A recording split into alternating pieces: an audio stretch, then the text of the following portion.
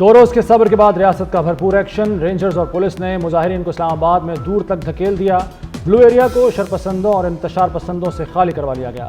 सैकड़ों मुजाहिरीन गिरफ्तार, बड़ी तादाद फोर्सेस को देखते ही भाग गई। पीटीआई की मरकजी क़यादत भी गायब।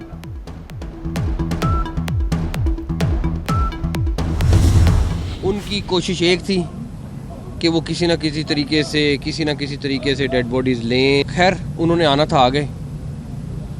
एक चीज़ उनको क्लियर हो जाए कि ना तो उनके इस आने से को मुज़ाकरात का सिलसिला शुरू होगा, ना उनसे किसी किस्म के मुज़ाकरात होंगे। उन्होंने आके देखना था, देख लिया।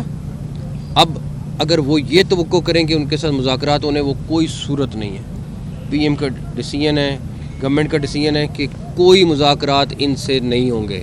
जो जानी नुकसान, जो माली नुकसान हो रहा है, पिछले 2 दिन में हुआ है, उसकी ज़िम्मेदार एक औरत है जिनका नाम मैं पहले भी बता दिया आपको। वो होली सोली ज़िम्मेदार है, ठीक है। इस सारी की सारी फसाद के पीछे वो औरत है।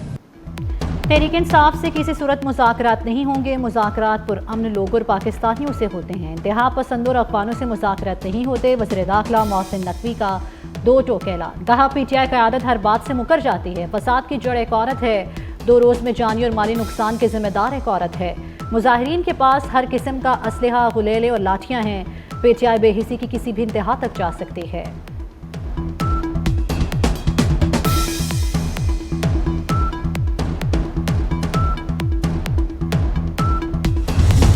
ये बीबीआई लाशें लेने, अब इसीलिए कह रही है अली अमीन तुम लीड करो, मैं पीछे आ रही हूँ। मैं उनको दावत देता हूँ ना, आप फ्रंट पे आए, हिम्मत करें। गोली चलाना सबसे आसान काम है, एक छट्टा मारे तो यहाँ पे सफाया हो जाए। वज़ीर दाखिला पिछले 2 दिनों से फायरिंग के दरमियान, शेलिंग के दरमियान फ्रंट से लीड करते रहे, मौके पे मौजूद रहे हैं। ये मुल्क में नारकी फैलाना चाहती है, हम इनके हाथों में नहीं खेलेंगे, सख्ती से निपटेंगे और जवाब देंगे। किसी को यहाँ पे चढ़ाई की इजाज़त नहीं देंगे। आए आगे, हम तैयार बैठे हैं। ये बीबी लाशें लेने इस्लामाबाद आई है, ऐसा नहीं होगा। रियासत के सब्र को चैलेंज करके आजमाया जा रहा है। वज़ीर इत्तलात अता तारड़ कहते हैं बीबी खुद पीछे और गंडापुर को सामने रहने का कहती है। गंडापुर को पता है आगे आने का मतलब क्या है। लगता है गंडापुर बुशरा बीबी के झांसे में नहीं आ रहे।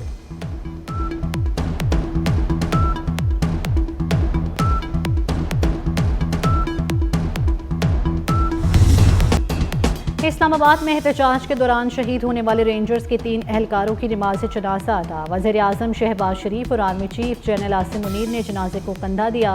वज़ीर दाखिला मोहसिन नकवी नमाज जनाजा में शरीक हुए। आला हाजिर सर्विस, फौजी हुकाम, सिविल हुकाम की शिरकत। ISPR के मुताबिक शहदा के जिस्ते खाकी उनके आबाई इलाकों में पहुँचा दिए गए।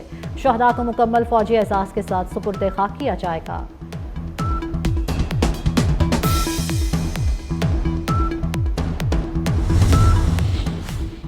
तशद्दुद की कार्रवाइयाँ बर्दाश्त की हुदूद छू रही हैं। कानून नाफिज करने वाले एहलकारों को शहीद किया गया। वज़ीर आज़म शहबाज शरीफ का रेंजर्स एहलकारों की शहादत पर रद्द-ए-अमल। कहते हैं ये पुरअमन एहतजाज नहीं, शिद्दत पसंदी है। इंतशारी टोला इनकलाब नहीं, खूनरेज़ी चाहता है। मुल्क इंतशार और खूनरेज़ी का मुतहम्मिल नहीं हो सकता। सदर आसिफ जरदारी का शहीद एहलकारों के अहल खाना के साथ इजहार ताज़ियत।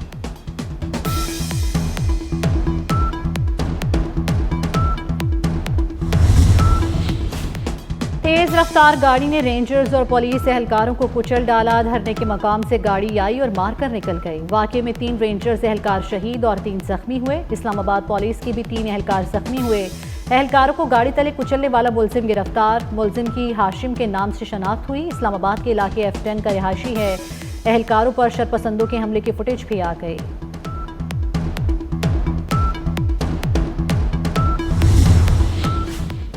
वज़ीर-ए-आज़म शहबाज शरीफ ने वफाकी काबीना का इजलास आज तलब कर लिया। मुल्क की मजमूई सियासी अमन व अमान की सूरत हाल का जायज़ा लिया जाएगा। पीटीआई एहतजाज के तनाजुर में हुकूमती हिकमत अमली का जायज़ा भी लिया जाएगा। वज़ीर दाखिला मोहसिन नकवी काबीना को ब्रीफिंग देंगे।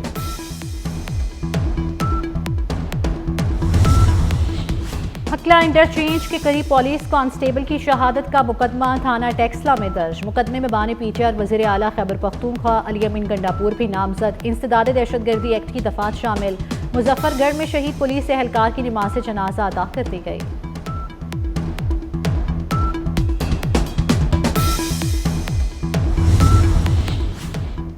28 सितंबर को एहतजाज पर उकसाने के केस में बानी पीटीआई के रिमांड में तौसी।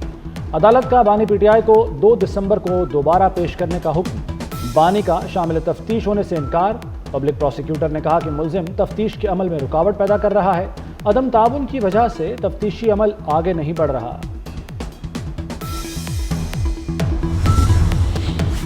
तहरीक इंसाफ के खूनी एहतजाज से बाजार हिस्स का धड़क दफ्ता। पाकिस्तान स्टॉक एक्सचेंज की तारीख से एक रोज़ की सबसे बड़ी मंदी। स्टॉक मार्केट में पहली बार 3,506 पॉइंट्स की गिरावट। 100 इंडेक्स 94,574 पॉइंट्स की सतह पर बंद हुआ। शेयर्स की कीमतें गिरने से सरमायाकारों के 400 अरब रुपए डूब गए।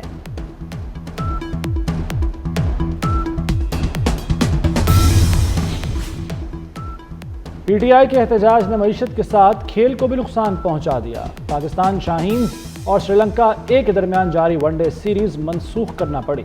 3 मैचेस पर मुश्तमिल सीरीज का एक मैच हो चुका। बकिया 2 मैचेस पिंडी स्टेडियम में शेड्यूल थे। शुमाली वज़ीरिस्तान में ख्वारिज के पाक अफगान बॉर्डर से दरअंदाजी की कोशिश नाकाम। हसन खेल में सिक्योरिटी फोर्सेस ने 3 ख्वारिज हलाक कर दिए। ISPR के मुताबिक सिक्योरिटी फोर्सेस सरहदें महफूज बनाने, दहशतगर्दी के खात्मे के लिए पुरअज़्म हैं।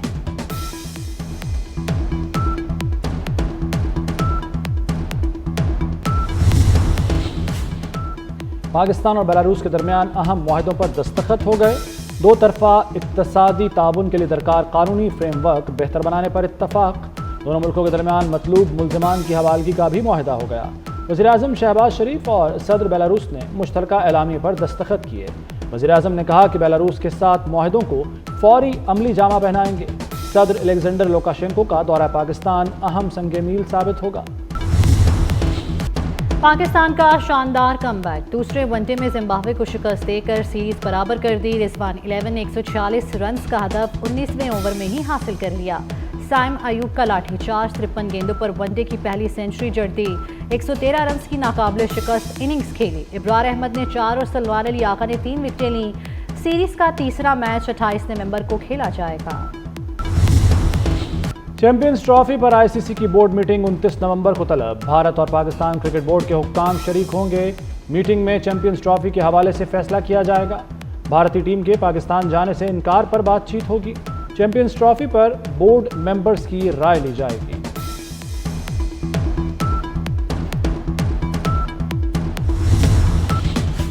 T20 blind cricket world cup में पाकिस्तान की मुसलसल दूसरी फतह। बांग्लादेश को 8 विकेटों से शिकस्त दे दी। कौमी टीम ने 140 रन का हदफ 2 विकेटों पर पूरा किया। एक और मैच में नेपाल ने जनूबी अफ्रीका को 11 रन से हरा दिया।